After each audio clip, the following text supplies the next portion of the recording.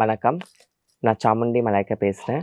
மகாகாளி ஏன் அந்த மாதிரி ஒரு சொருவம் எடுத்தா நம்ம பார்க்கணும்?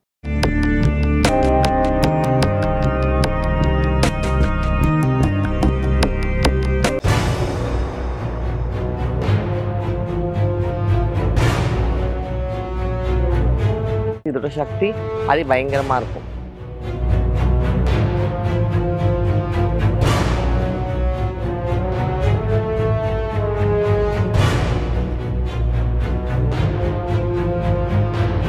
இங்க அந்த அம்பிகை இருக்கிறதால எப்பவுமே நம்ம இங்க சண்டி யாகம் நடந்துட்டே இருக்கும்.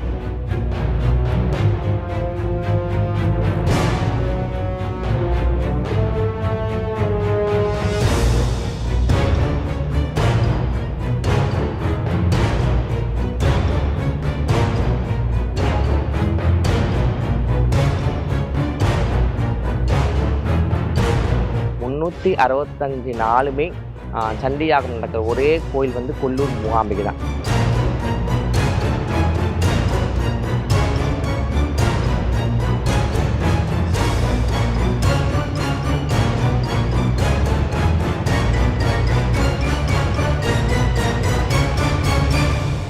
எதனால அந்த அம்பிகை சாந்தமா இத்தனை உக்ரமாகி இப்படி ஒரு ரௌத்ரமான ரூபம் எடுத்தான்னா, ரக்த பீஜன் சொல்லிட்டு ஒரு அசுரன். அந்த ரக்த பீஜனுக்கு பரமேஸ்வரன் என்ன வரம் கொடுத்துருக்காருன்னா, உனக்கு போகிறப்போ நீ எந்த எதிரியோட சண்டைக்கு நிற்கிறியோ இல்லை சண்டை போடுறியோ, உன் உடம்புல எந்த அஸ்திர சஸ்திரம் அதை தொட்டுட்டாலும் உன் உடம்புலேருந்து ஒரு சொட்டு ரத்தம் விழும்போது அந்த விழுற இடமெல்லாம் ஒரு ரக்த பீஜன் உயிர் தெழுந்து எழுமா சொல்லிட்டு.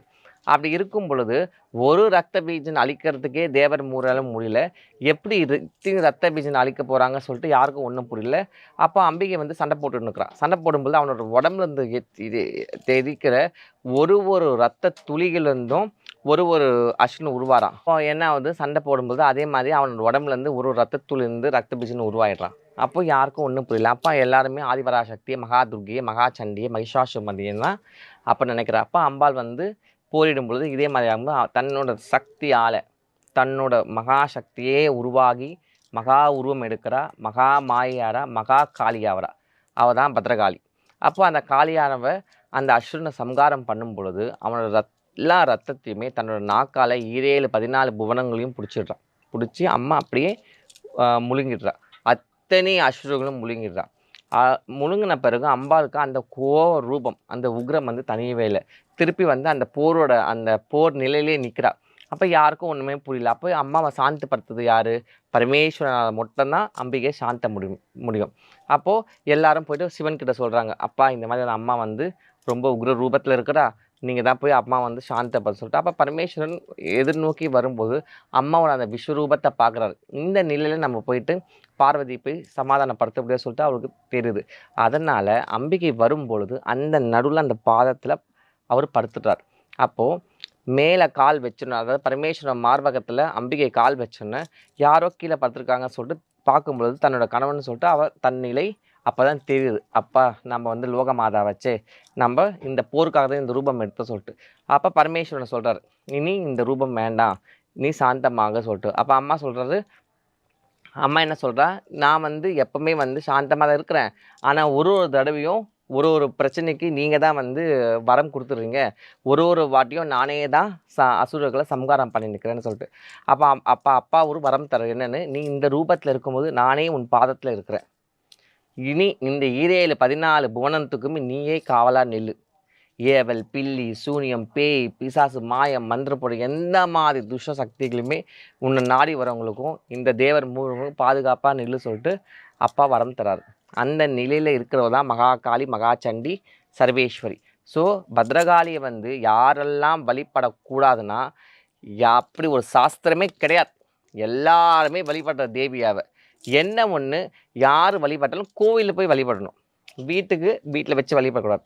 ஏன்னா அது ஒரு முறைப்படி வழிபடணும். நம்மளுக்கு அந்த ஒரு குருமார்கள் கரெக்டாக இருந்தால் நம்ம அந்த முறைப்படி வழிபடலாம், தப்பு கிடையாது. இப்போ நான் ஃபார் எக்ஸாம்பிள் நீங்கள் கல்கத்தா போனீங்க வச்சிங்களேன், ஒரு வீட்டிலையுமே வாசல்லையே கல்கத்தா காளி வச்சுருப்பாங்க. இப்போ நம்ம ஒரு ஃபோட்டோ வைக்கிறதுக்கு நம்ம இவ்வளோ யோசிக்கிறோம், ஆனால் கல்கத்தாவுக்கு போனீங்கன்னா, வெஸ்ட் பெங்கால் போனீங்கன்னா, நார்த்தில் போனீங்கன்னா, அங்கே ஒரு வீட்லேயுமே அம்மாவை சிலை வச்சுருப்பாங்க. அம்மாவை சிலை வச்சு அவங்க பூஜிப்பாங்க. ஆனால் அவங்களுக்கு தெரியும் அதை எப்படி பூஜிக்கணும்னு சொல்லிட்டு அந்த அந்த வம்சாவளி இருக்குது. ஸோ நம்மளுக்கு அது தெரியாததால தான் நிறைய விஷயங்கள் நம்ம தப்பு நடக்குது. ஆனால் காளியை எல்லாருமே வழிபடணும். கட்டாயம் வழிபடுற தேவி காளி. காளி ஒருத்தவங்க வழிபடும் பொழுது இந்த மாதிரி துஷ்ட சக்திகள், ஏவல், பில்லி, சூனியம், பேய், பிசாசு, எதிரிகள் எந்த மாதிரி விஷயமும் கிட்டே நெருங்காது. அதே மாதிரி நம்ம வாழ்க்கையில் என்ன தேவை சகல சௌபாக்கியங்களுமே அவள் கொடுப்பா. பத்ரகாளி ஒரு விஷயம் நம்மளுக்கு தரும் பொழுது அது தடுக்கிற சக்தி இந்த உலகமே கிடையாது. அது நல்லா புரிஞ்சுக்கோங்க. அவள் வந்து உட்காந்து நான் உனக்கு தரேன் தீர்மானிச்சிட்டா 3 உலகத்துலையுமே அது தடுக்கிற சக்தி கிடையாது. ஏன் தேவர் மூவரும் கூட நடுவில் வரமாட்டாங்க. அத்தனை ஒரு பலம். நவகிரகங்களுக்கு சனீஸ்வரன் இருக்காரு. அந்த சனீஸ்வரனுக்கு பதவி கொடுத்ததே மகாகாளி தான். அதனால தான் அம்பிகை இருக்கிற இடத்துல கிரகங்கள் இருக்காது. ஸோ கிரகங்கள் வந்து அம்பாள் வழிபடுறவங்களுக்கு அவங்களால எந்த தொல்லையும் வராது. அதனால தான் அவளை மங்கள ரூபிணி. மகாகாளி வந்து மங்களம். மங்களம்னா காளி.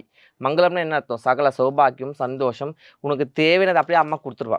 அதனால தான் இன்றைக்கி அம்மா பேர் வச்சு நிறைய பேர் வந்து இன்றைக்கி பில்லி, சூனியம், மாயம் வந்து பண்ணின்னு இருக்கிறாங்க. ஏன்னா அவள் கருணை கடல், யார் கூப்பிட்டாலும் ஓடி வந்துடுவா. ஆனால் அது ரொம்ப தவறான விஷயம். அம்பிகை வந்து பொறுத்திருப்பா. என்னைக்கு வந்து அடிக்கணுமோ அந்த அடியிலேருந்து தப்பிக்கவே முடியாது. மரண அடி கொடுப்பா.